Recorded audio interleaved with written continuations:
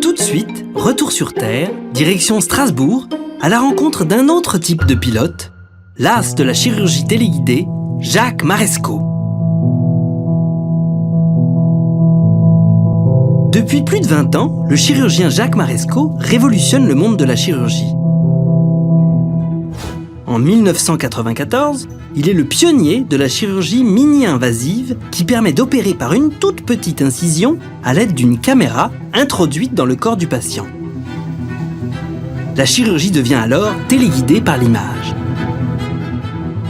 En 2001, Jacques Marescot réussit un véritable exploit. Assisté d'un robot, il opère à distance, depuis New York, une patiente située à Strasbourg. C'est une première mondiale. Bravo!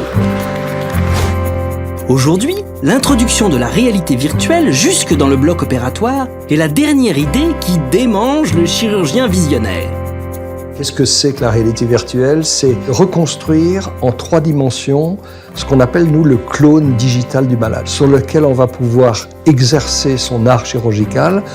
Et ça, c'est quelque chose qui n'existait pas il y a quelques années, qui sont vraiment la preuve de l'introduction de l'informatique dans le monde chirurgical. À l'IRCAD, l'Institut de recherche contre les cancers de l'appareil digestif qu'il a fondé à Strasbourg il y a 20 ans, le professeur Marescot utilise la réalité virtuelle pour préparer ses opérations. Aux côtés de Luc Soler, chef du département informatique, il se penche sur le cas d'une patiente qu'il va devoir opérer. Le chirurgien a devant lui un de ses derniers outils, fabriqués à partir d'images médicales obtenues par scanner ou IRM. Là, vous avez le clone, ce qu'on appelle le clone digital du malade, c'est-à-dire que vous avez la reconstruction en 3 dimensions, vous le voyez, de la peau, et puis la chose géniale, c'est que vous arrivez à l'intérieur. Et surtout, vous pouvez aller naviguer là où vous voulez. Et vous voyez tous les éléments qui sont des éléments importants pendant l'opération. Vous voyez les veines, vous voyez les structures des veines qui sont en rapport avec les os. Ici, vous avez la clavicule. Et puis, vous pouvez enlever les os, par exemple la colonne, vous voyez mieux. Vous pouvez enlever une veine, vous pouvez enlever une artère. Cette patiente souffre d'une tumeur de la thyroïde, une glande située au niveau du cou. Grâce à cette anatomie personnalisée, le chirurgien localise précisément la tumeur. On peut voir ici en vue postérieure. On enlève tous les os parce que sinon je vois rien. Voilà, en vue postérieure sans les os. Et là, on voit très bien que à côté de l'œsophage, que vous voyez ici en rose, vous voyez cette boule verte, c'est une tumeur bénigne qui n'a pas la taille qu'elle devrait avoir. Donc là, on va la mesurer. 9 mm, 1 cm, c'est typiquement ce qu'on devrait trouver. La tumeur repérée, le chirurgien peut établir une stratégie opératoire. La stratégie chirurgicale, c'est que vous avez un organe, vous avez une tumeur que vous devez enlever dans cet organe. Qu'est-ce que vous allez faire? Qu'est-ce que vous allez enlever? Qu'est-ce que vous allez laisser en place? On va mettre le malade, tourne un petit peu la tête à droite. D'accord, comme ça. Voilà, encore un peu plus, voilà. Stop, il est comme ça. Le malade, il va être exactement comme ça, c'est-à-dire qu'il est en position découchée. Et donc, la stratégie, ça va être d'ouvrir au milieu, de rétracter ici toutes ces grosses veines que vous voyez. On va avoir en premier repère l'artère, parce qu'on sait qu'il ne faut pas toucher sur l'artère. En suivant la dissection de l'artère, vous allez voir immédiatement cette boule. Et en fait, on ne va disséquer que cette petite partie ici. C'est vraiment ce qu'on appelle une chirurgie ciblée. Ce clone virtuel constitue la toute première étape de l'innovation. Il est le fruit d'une étroite collaboration que Jacques Marescot entretient depuis 20 ans avec des radiologues, des ingénieurs et des industriels. À quelques pas de l'IRCAD, ces haras du XVIIIe siècle classés monuments historiques accueillent de jeunes sociétés spécialisées dans les nouvelles technologies médicales. Parmi elles, Visible Patient, fondée par Luc Soler. C'est ici que des ingénieurs parviennent à reconstituer ces images virtuelles à partir des images médicales standards. En chirurgie, les images les plus couramment utilisées sont issues de scanners ou d'IRM.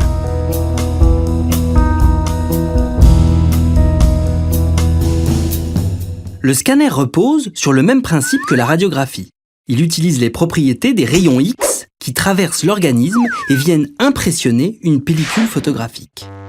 En fait, le scanner, c'est cet anneau autour du patient qui génère des rayons X. Il tourne très vite tout en prenant une multitude de clichés sous différents angles. On obtient ainsi une succession d'images du corps en coupe très fine. La technique d'IRM imagerie par résonance magnétique, est très différente. Elle est basée sur l'emploi d'un champ magnétique. Le patient, allongé sur une couchette, passe dans un tunnel équipé d'un aimant de grande puissance. Comment ça marche ? Notre corps est composé essentiellement d'eau, et donc d'hydrogène, dont la présence varie en fonction des tissus ou des organes. Et ce sont ces atomes d'hydrogène que l'aimant va faire vibrer. En bougeant, ils émettent des ondes radio que l'appareil va enregistrer puis transformer en images. En combinant les images obtenues par scanner et par IRM, les chercheurs obtiennent ainsi des images très précises de toutes les parties du corps. Aussi bien les parties dures, comme les os ici en clair, que les parties molles, comme les organes, en plus foncé. Le défi de Luxolaire a été d'utiliser ces clichés noirs et blancs pour en faire des images virtuelles accessibles grâce à des logiciels ultra perfectionnés. On colorise l'image, les vaisseaux, les organes, les tumeurs. À partir du moment où on a coloré coupe par coupe, on peut reconstruire facilement, puisqu'en fait, chaque coupe, c'est comme si vous mettiez sur un plan des Legos et que vous ajoutiez par-dessus d'autres Legos. Au bout d'un moment, ça va monter en 3D. C'est exactement la même chose. Donc c'est le simple fait de superposer ces couches les unes après les autres qui permettent de reconstruire en 3D. Cette technologie révolutionnaire est un avantage considérable pour le chirurgien, jusqu'alors contraint d'interpréter lui-même ces multiples coupes. Vous affichez par exemple 50 coupes de scanner et à chaque fois que vous regardez, il faut que votre cerveau reconstruise ces 50 coupes de scanner pour en faire l'image en 3 dimensions, qui est l'image du malade que vous êtes en train d'opérer. Et ça, c'est possible grossièrement, pas pour des gros éléments, mais c'est impossible pour des petites artères, des petites veines, parce que votre cerveau ne peut pas avoir cette précision en temps réel. Grâce aux algorithmes élaborés par ces ingénieurs, les images obtenues donnent rapidement au chirurgien une précision de moins de 1 mm. Tu vas me rajouter cette laine ici qui part. Ok. De la postérieure, voilà. Oh, c'est parfait. Ça suffira largement. Parfait, on part sur ça ? On part sur ça, tu l'exportes et on récupère sur la tablette. Cette réalité virtuelle, Jacques Marescot souhaite qu'elle bénéficie également aux patients avant leur intervention. Au nouvel hôpital civil de Strasbourg, rattaché à l'IRCAD, il rend visite à sa patiente pour lui faire partager cette prouesse technologique. Voilà, bonjour. Bonjour. Donc c'est pour ça que je viens vous réexpliquer avant l'opération de demain. Ça, c'est la reconstruction qui a été faite par notre équipe d'ingénieurs informaticiens, Luxolaire. Ça, c'est vous vu de l'intérieur. Ce qu'on veut aller enlever, Oui. c'est cette petite boule ici. Ah, mais je trouve que c'est très bien, ça permet de mieux comprendre ce qui se passe en nous. Ça, voilà. Il nous explique aussi avec des images, c'est bien. Ça rend accessible la compréhension de la maladie par quiconque. Vous n'avez pas besoin d'avoir fait médecine, vous comprenez en 2 secondes qu'est-ce que vous avez et qu'est-ce qu'on va vous faire. C'est absolument bon pour en guérir plus vite. Les équipes de Jacques Marescot vont encore plus loin. Deuxième étape pour le chirurgien, c'est d'exploiter ces images virtuelles au sein même du bloc opératoire. Comme pour toute opération mini-invasive de la thyroïde, le chirurgien introduit une caméra dans la trachée. Jacques Marescot est guidé par l'image retransmise sur un moniteur. Mais la véritable innovation, elle est ici, dans cette régie, véritable tour de contrôle de l'opération. Luxolaire est aux commandes. Il a une mission, combiner les images de la caméra avec le clone virtuel de la patiente. On est en train de superposer l'image virtuelle sur l'image réelle du patient, fournie par la caméra qui est à l'intérieur du patient. Voilà, parfait. On a ici la superposition. C'est une réalité augmentée qui permet d'assister le chirurgien. Avec la transparence virtuelle, on arrive à voir l'artère en rouge et la tumeur en vert. C'est un peu gros l'image, l'image de l'artère, Luc. En régie vidéo, Luxolaire replace manuellement l'image virtuelle en fonction des mouvements de la caméra. Donc là, par exemple, il repère très bien la tumeur qui, au premier abord, n'est pas visible et qui, grâce à cette transparence virtuelle, apparaît immédiatement dans l'image. Le fait de ne pas être perdu et d'aller directement sur la cible fait que c'est une opération qui dure pour trouver cette petite boule 5-6 minutes au lieu de temps en temps 1h30 ou 2 heures. Donc il cherche à se repérer, c'est utile. Mais dès qu'il va vouloir découper, il faut qu'il puisse voir en temps réel, par exemple, les saignements ou les micro-vaisseaux, ce qu'il ne pourrait pas faire avec cette superposition. C'est bon, on a vu, il faut l'enlever. Voilà. Ça, c'est le rêve du chirurgien, d'arriver à voir en transparence, puisque ça lui permet d'éviter, bien sûr, de faire des blessures, de ce qu'on appelle les éléments nobles, c'est-à-dire tous les éléments qui, surtout, ne doivent pas être coupés en chirurgie. Ça permet, bien sûr, d'éliminer ce type de complications.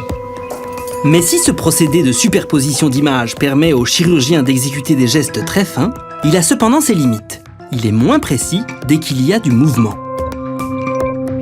Tout ce qui est la chirurgie qu'on appelle viscérale, qui s'appelle la chirurgie des tissus mous, que ça soit le foie, la rate, le rein, etc., vous imaginez bien que dès qu'on bouge, par exemple, on met ce qu'on appelle un rétracteur, un écarteur, on va bouger la position du foie. Et donc le foie n'a plus la position qu'il avait lorsqu'on a fait le scanner du malade. Et ça, il va falloir qu'il y ait un système d'imagerie qui fasse comprendre à l'ordinateur, en temps réel, la nouvelle position du foie. Pour y remédier, Luc Soler et son équipe de chercheurs travaillent à rendre automatique la fusion des images réelles et virtuelles, même en mouvement. C'est le modèle 3D du foie du patient que dans un premier temps, en fait, on va mettre à l'échelle pour le faire correspondre à la vue de la caméra que vous voyez ici. On va ensuite rajouter des repères qu'on va cliquer dans l'image vidéo et ces repères vont être suivis en temps réel dans l'image vidéo. Donc le modèle virtuel se déplace aussi correspondant au mouvement de la caméra. Ensuite, concernant les déformations, là, on va dire que c'est vraiment l'étape suivante, qui, à mon avis, ne débutera que d'ici 2016, où on va devoir effectivement être capable, à partir de l'analyse uniquement de l'image vidéo, être capable de comprendre comment le foie se déforme et être capable de déformer en conséquence ce qui est à l'intérieur, ce qu'on affiche à l'intérieur. Renseigner le chirurgien en temps réel sur la position exacte de l'organe est pour Jacques Marescot l'étape ultime de la chirurgie assistée par la réalité virtuelle. C'est ce qu'il expérimente aujourd'hui dans ce bloc opératoire totalement futuriste. Alors ici, c'est vraiment la plateforme expérimentale de ce nouvel institut hospitalo-universitaire où vous avez exactement le concept du bloc opératoire de demain. Et donc, vous avez cette machine qui est fantastique, qui est ce qu'on appelle un Zygo. C'est un bras armé qui correspond en fait à un scanner robotisé, puisqu'en une seconde, vous faites 360 degrés. Pendant l'opération, cet appareil intelligent scanne le patient à la demande du chirurgien. Les informations recueillies sont automatiquement fusionnées avec le clone virtuel du malade qui aura été modélisé au préalable. Plus besoin de régie, le chirurgien a toutes les informations nécessaires en temps réel. Le côté magique et la grosse révolution qui existe, c'est que l'imagerie avant, elle appartenait toujours au département de radiologie et que l'imagerie, maintenant, elle vient tout de suite chez l'utilisateur, c'est-à-dire qu'elle vient dans le bloc opératoire. Donc en fait, on peut imaginer que la chirurgie deviendrait totalement automatique, comme l'aéronautique est devenue automatique, mais il faut toujours l'intelligence humaine pour superviser, c'est le terme de supervisor, il doit toujours pouvoir la contrôler et la piloter. Et oui, grâce à la réalité virtuelle, la chirurgie automatisée sera définitivement plus sûre pour le patient. C'est ainsi que le professeur Jacques Marescot ouvre la voie à la chirurgie du futur.